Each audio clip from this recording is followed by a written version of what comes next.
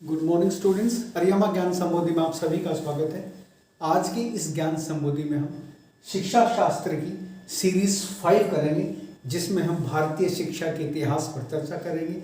जैसा कि आपको पता है, वैदिक काल में अलग तरह से शिक्षा दी जाती थी, बौद्ध काल में अलग तरह से शिक्षा दी जाती थी, मुस्लिम काल में अलग से शिक्षा दी जाती थी और अंग्रेजों के समय अलग तरह से शिक्षा दी जाती थी। तो मैंने कुछ बिंदु तैयार किए हैं। इनमें हम वैदिक काल से लेकर के, बौद्ध काल से लेकर के, मुस्लिम काल से लेकर के, अंग्रेजों से लेकर के आज तक की शिक्षा व्यवस्था पर चर्चा करेंगे। तो आइए शुरू करते हैं भारतीय शिक्षा का इतिहास।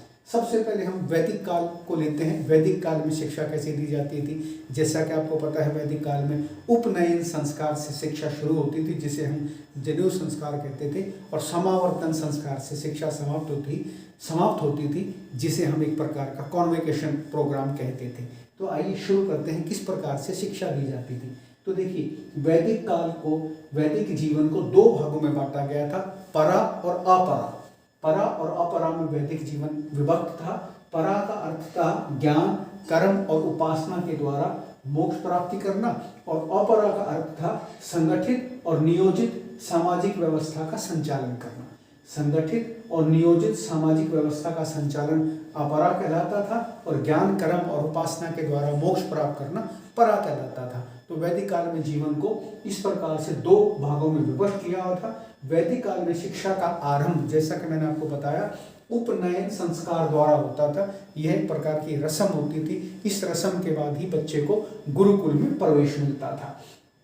औपचारिक शिक्षण संस्था को हम गुरुकुल कहते थे। हमारी जो प्राचीन शिक्षा पद्धति है भारत की, वह पूरे देश में जो है गुरुकुल व्यवस्था के रूप में बटी हुई थी। आज भी ये व्यवस्था कहीं कहीं देखने को मिलती है।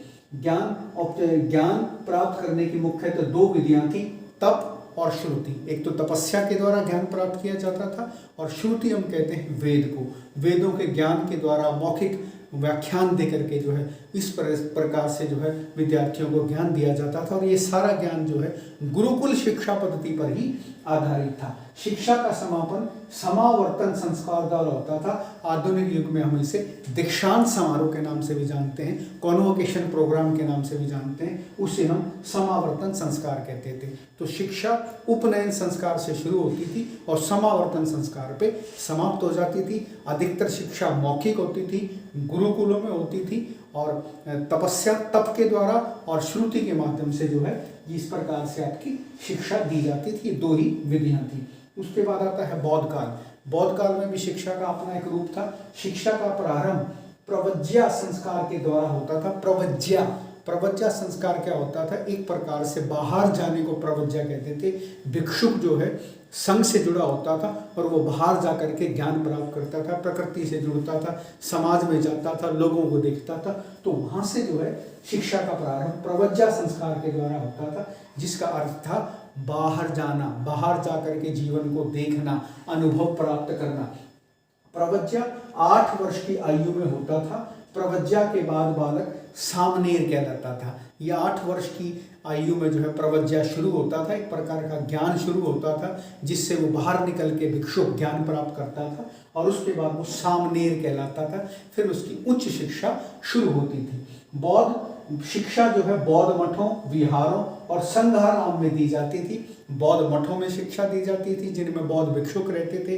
विहारों में शिक्षा दी जाती थी, जिनमें बौद्ध भिक्षुक रहते थे। और संघ में शिक्षा दी जाती थी, जहाँ बौद्ध धर्म का अध्ययन कराया जाता था, और भी अन्य विषयों का अध्ययन कराया जाता था, जिसमें ज्योतिष होता था, विज्ञान होता था, उसमें आपका राजनीति होती थी, अध्यात्म से संबंधित विद्याएं होती थी, योग की विद्याएं होती थी। तो ये सारी विद्याएं जो है उनको मठों में, बिहारों में और संघाराम में दी जाती थी बौद्ध काल में। इस काल में मौखिक विधि का प्रावधान था। चाहे हम वैदिक काल की बात करें और चाहे हम बौद्ध काल की बात करें, हमारी जो शिक्षा की विधि थी वो मौखिक विधि होती थी। गुरु सामने बैठ जाते थे, चारों और उनके शिष्य बैठ जाते थे, और जो है मौखिक विद्या के माध्यम से जो है ज्ञान एक पीढ़ी से दूसरी पीढ़ी को दिया जाता था। गुरु मौखिक ज्ञान देता था, शिष्य उस मौखिक ज्ञान को ग्रहण करता था, फिर वो आगे शिष्य गुरु शिष्य परंपरा में उस ज्ञान को आगे बढ़ाता था। तो इस प्रकार से जो है मौखिक शिक्षा के माध्यम से वो एक पीढ़ी से दूसरी पीढ़ी तक ज्ञान पहुंचता था। उसके बाद भारत में मुस्लिम काल आया। मुस्लिम काल में भी शिक्षा का अपना एक तरीका था। शिक्षा का प्रारंभ बिस्मिल्लाह रस्म के द्वारा होता था। यह एक प्रकार की विशेष रस्म होती थी जिसमें बच्चे की आयु 4 वर्ष 4 महीने और 4 दिन की आयु होती थी। तो बिस्मिल्लाह रस्म होती थी जिससे शिक्षा का प्रारंभ होता था। इसके लिए 4 वर्ष 4 महीने और 4 दिन की आयु निर्धारित थी और शिक्षा जो है मकतब और मदरसों में दी जाती थी। ये भी एक प्रकार के जैसे हमारे गुरुकुल होते थे उसी प्रकार से ये मकतब और मदरसे हैं। मदरसे आज भी आपको पता है भारत में बहुत सारे कार्यरत हैं। प्रत्येक शिक्षा प्रारंभिक शिक्षा जो है मकतब से शुरू होती थी और उच्च शिक्षा मदरसों में दी जाती थी। प्रारंभिक शिक्षा जो होती थी, शुरू की शिक्षा होती थी, वो मकतबों में दी जाती थी, मस्जिदों के अधीन होते थे। और उच्च शिक्षा जो है मदरसों में दी जाती थी और माध्यम आमतौर पर मुस्लिम काल में जो है अरबी फारसी होता था। और इस समय जो विधि थी वो रटंत पद्धति थी। आज भी आप मदरसों में जाएंगे तो वहाँ रटंत पद्धति पे ज़्यादा ध्यान दिया जाता है। उनको सारी जो है अपने धर्म की शिक्षा जो है रटंत प्रणाली के माध्यम से ही उनको याद कराई जाती है। तो इस प्रकार वैदिक काल में, बौद्ध काल में और मुस्लिम काल में शिक्षा के अलग अलग रूप देखने को मिले। कहीं बौद्ध काल में मठों में शिक्षा दी जाती थी, तो आपके वैदिक काल में गुरुकुलों में शिक्षा दी जाती थी। मुस्लिम काल में मकतब में और मदरसों में शिक्षा दी जाती थी। यदि हम वैदिक काल की बात करें, बौद्ध काल की बात करें, मुस्लिम काल की बात करें तो सारी की सारी शिक्षा मौखिक की विधि थी, कहीं ना कहीं रटक प्रणाली पर ही आधारित थी और उसमें कहीं ना कहीं गुरु का महत्व होता था। ये कुछ बिंदु हैं, शिक्षा से संबंधित आवश्यक बिंदु हैं। मैं समझता हूँ इनमें से कोई ना कोई बिंदु आपको परीक्षा में देखने को जरूर मिलेगा। कहीं ना कहीं एसटेट की परीक्षा में, कहीं ना कहीं सीटेट की परीक्षा में, कहीं ना कहीं यूजीसी नेट की परीक्षा में, कहीं ना कहीं आपको पीजीटी टीजीटी के रिक्रूटमेंट परीक्षा में इनमें से कोई ना कोई प्रश्न देखने को मिलेगा। बड़ी मेहनत से प्रश्न निकाले गए हैं, परीक्षाओं में पूछे गए प्रश्न हैं। पहला प्रश्न देखिए, 1883 में लॉर्ड रिपन ने प्राथमिक शिक्षा का भार जो है स्थानीय निकायों को सौंपा था। जैसा कि आपको पता है स्थानीय स्वशासन का जन्मदाता भारत में जो है लॉर्ड रिपन को माना जाता है। उन्होंने जो है लोकल गवर्नमेंट के साथ साथ जो है उन्होंने एजुकेशन के अंदर भी काफ़ी महत्वपूर्ण कार्य किया था और उन्होंने प्राथमिक शिक्षा का भार उस समय के जो है स्थानीय निकायों को सौंपा था। ये ब्रिटिश काल की बात मैं आपको बता रहा हूँ। 1901 में डायरेक्टर जनरल ऑफ एजुकेशन की स्थापना हुई थी। अति महत्वपूर्ण प्रश्न है, यूजीसी में कई बार पूछा गया है। 1901 में डायरेक्टर जनरल ऑफ एजुकेशन की स्थापना की गई थी ताकि शिक्षा का कार्य भारत में उस ब्रिटिश काल में आगे बढ़ सके। उसके लिए डायरेक्टर जनरल ऑफ एजुकेशन की स्थापना हुई थी 1901 में। उसके बाद 1906 में बड़ौदा नरेश, बड़ौदा जो है गुजरात में है, बड़ौदा नरेश सायाजी राव गायकवाड़ ने प्राथमिक शिक्षा को अनिवार्य और निःशुल्क किया था। उस समय जैसा कि आपको पता है भारत रियासतों में बटा हुआ था, तो बड़ौदा जो है गुजरात की एक रियासत थी। वहाँ के नरेश सायाजी राव गायकवाड़ ने प्राथमिक शिक्षा को अपने रियासत के अंदर अनिवार्य और निःशुल्क किया था। 1921 में केंद्रीय शिक्षा सलाहकार बोर्ड का गठन हुआ था और शिक्षा प्रांतों को सौंप दी गई थी। ये भी जब हमारा देश आज़ाद नहीं हुआ था तो केंद्रीय शिक्षा सलाहकार बोर्ड का गठन हुआ था 1921 में और जो है शिक्षा को प्रांतों को सौंप दिया गया था। 1952 में केंद्रीय माध्यमिक शिक्षा बोर्ड का गठन हुआ था। जैसा कि आपको पता है 1952 में जो है मुदालियर कमीशन का भी गठन हुआ था, जिसे हम माध्यमिक शिक्षा आयोग भी कहते हैं। 1953 में यूजीसी का गठन हुआ था, जिसे हम यूनिवर्सिटी ग्रांट कमीशन कहते हैं, विश्वविद्यालय अनुदान आयोग कहते हैं। इसका कार्य होता है हायर एजुकेशन के लिए व्यवस्थाएं करना। सारे जितने भी देश में विश्वविद्यालय हैं वो सभी यूजीसी के अंतर्गत आते हैं। और 1956 में यूजीसी को संवैधानिक दर्जा प्रदान किया गया था। ये जितने भी आपकी हायर एजुकेशन से संबंधित चीज़ें हैं, कॉलेज हैं, यूनिवर्सिटीज़ हैं, खासतौर से वो यूनिवर्सिटीज सारी की सारी कहीं ना कहीं यूजीसी के नॉर्म्स के तहत ही खोली जाती हैं और उन्हीं की डायरेक्शंस में जो है जितने भी देश के अंदर विश्वविद्यालय हैं वो कार्य करते हैं। तो यूजीसी यूनिवर्सिटी ग्रांट कमीशन अपने आप में हायर एजुकेशन के लिए दिशा निर्देश जारी करने वाली एक बहुत ही महत्वपूर्ण संस्था है।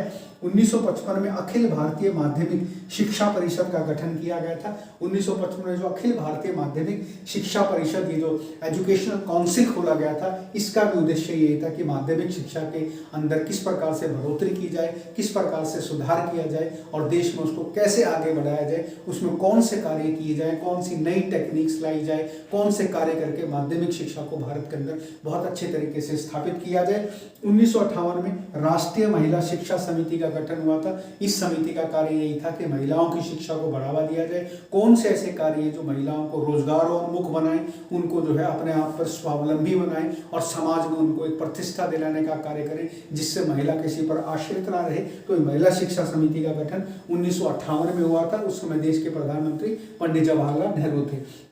1959 में राष्ट्रीय महिला शिक्षा परिषद का गठन हुआ था। इस शिक्षा परिषद का भी कार्य यही था कि भारत के अंदर किस प्रकार से जो है स्त्रियों की शिक्षा को सुनिश्चित किया जाए, उनको कैसे समाज की मुख्य धारा में जो है उच्च स्तर तक लिया जाए। क्योंकि यदि हम वैदिक काल की बात करते हैं तो वैदिक काल में जो है स्त्रियों का बड़ा सम्मान होता था और वैदिक काल में बड़ी विदुषी महिलाएं थी। लोपामुद्रा का नाम आपने सुना होगा, और भी बहुत सारी महिलाएं थी जो वैदिक काल के अंदर बड़ी मशहूर थी। तो उसी एक व्यवस्था को दिमाग में रख करके राष्ट्रीय महिला शिक्षा परिषद का भी यही उद्देश्य था कि महिलाओं के उत्थान के लिए क्या कार्य किए जाए, उनकी शिक्षा के लिए कौन से विशेष कार्य किए जाएं। ये दोनों समिति और ये परिषद पंडित जवाहरलाल नेहरू के समय में ये गठित हुई थी। 1961 में एनसीईआरटी का गठन हुआ था। जैसा कि आपको पता है एनसीईआरटी आपकी जितनी भी स्कूली पाठ्यक्रम की पुस्तकें हैं उनको छपवाने के अंदर, उनका मटेरियल निश्चित करने में, उनके अंदर क्या कंटेंट होना चाहिए, एक बड़ी महत्वपूर्ण भूमिका निभाती है एनसीईआरटी। और इसका उद्देश्य आपको पता है स्कूली शिक्षा एवं शिक्षक प्रशिक्षण में